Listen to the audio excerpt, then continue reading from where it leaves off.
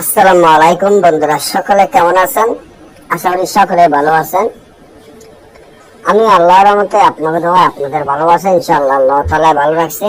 আজকে ভূত চালান জর্গা জাতি বিচ্ছেদ তাবিজটি নিয়ে আপনাদের মাধ্যমে উপস্থিত হলাম। যেটা আপনারা আমার স্ক্রিনে দেখে বুঝতে পারতেছেন। অনেকে আছেন যে ভূত চালান দিয়ে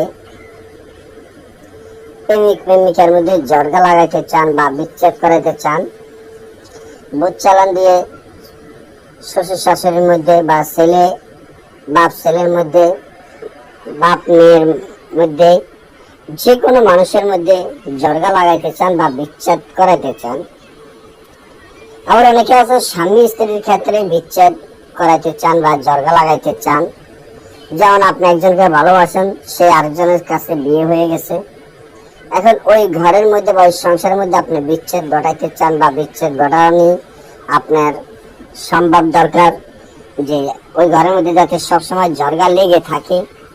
এই ঝরগা জাতির জন্য আজকে এই নকশাটি।